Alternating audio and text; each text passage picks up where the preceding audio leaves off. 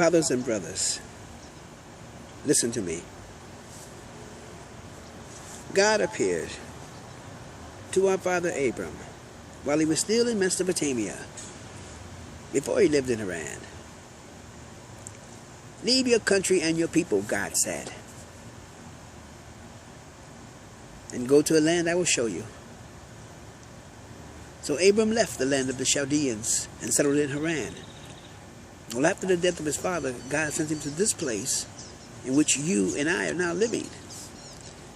He gave him no inheritance, not even a foot of ground, but God promised him that he and his descendants would possess this land, even though at that time Abram had no child. And God spoke to him and said, your descendants will be strangers in a land which is not of their own, and they will be enslaved and mistreated for 400 years. But I will punish the nation they serve as slaves, and afterwards they will come out of there and worship him here, in this place. Then God gave Abram a covenant, the covenant of circumcision. And later Abraham became the father of Isaac.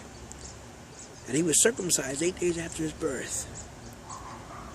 And later Isaac became the father of Jacob, and Jacob the father of the 12 patriarchs. Well, because the patriarchs were jealous of their brother Joseph, they sold him as a slave into Egypt. But God was with him and rescued him from all of his troubles. He gave him wisdom, and he enabled him to gain the goodwill of Pharaoh, the king of Egypt, who made him ruler of Egypt and all of his palaces. Then a great famine struck Egypt and Canaan, and our forefathers had no food. When Jacob heard that there was grain down in Egypt, he sent our forefathers there on their first visit. And after their second visit, Joseph told his brothers who he was, and Pharaoh learned of Joseph's family. So Jacob and his entire family of 75 or so moved down into Egypt, and that's where our forefathers died. Their bodies were brought back up to Shechem and placed in a tomb which Abram had purchased from the sons of Hamor for certain sums of monies. Well, as the time grew near for God to fulfill his promise to Abraham, the number of our people in Egypt had greatly increased, and a new ruler had taken over, who knew nothing about Joseph or his family, and dealt treacherously with our forefathers, forcing them to kill their babies by throwing them into the water.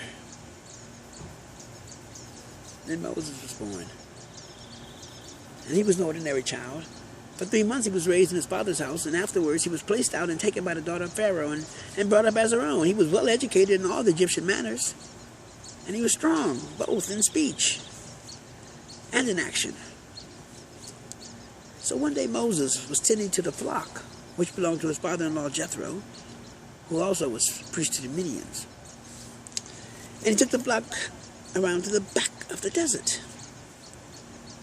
And there it was, in all of its magnificence, its glorious splendor. Mount Horeb, the mountain of God. And beside it was a burning bush. It was engulfed in flames, but not being consumed. And so, as Moses drew closer to the burning bush, a voice said to him, Moses, remove the sandals from your feet. You are standing on holy ground. So Moses removed the sandals from his feet, and he fell to the ground. And he was afraid to look up because the light was so bright. And the voice said to him, I am the God of your father Abraham, the God of your father Isaac, the God of your father Jacob.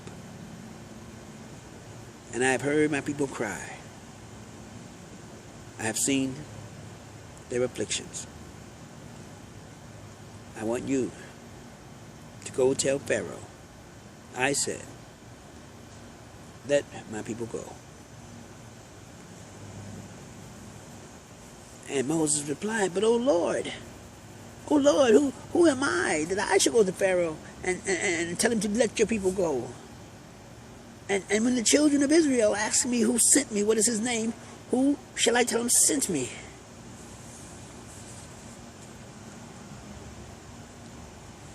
Surely I will be with you. And when the children of Israel ask you who sent you, what is his name, you tell them,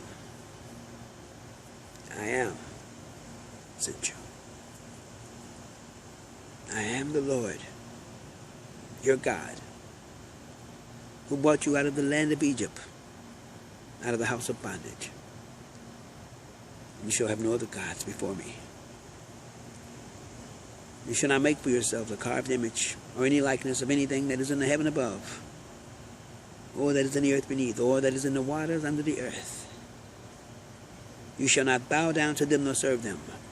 For I, the Lord, your God, am a jealous God, visiting the iniquities of the fathers to the children of the third and fourth generations of those who hate me, but showing mercy to thousands who love me and keep my commandments.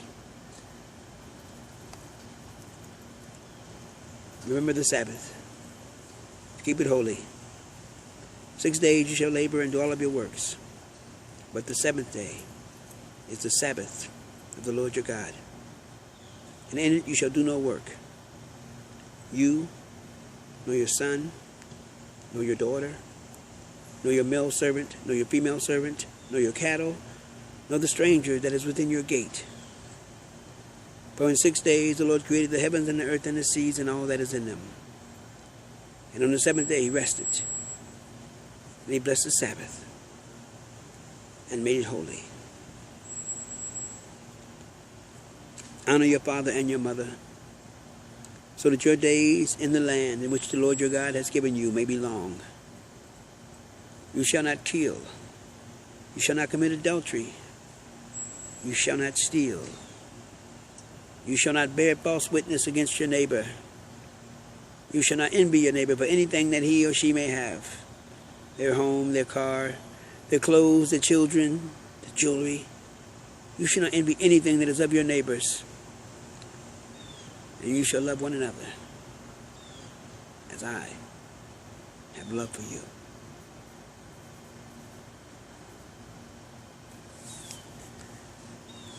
And it was so that when Jesus had finished talking to the people, they were astonished. For he had spoken as one of authority and not as a scribe. And so great multitudes began to follow him down from the mountain. And behold, there was a man with leprosy.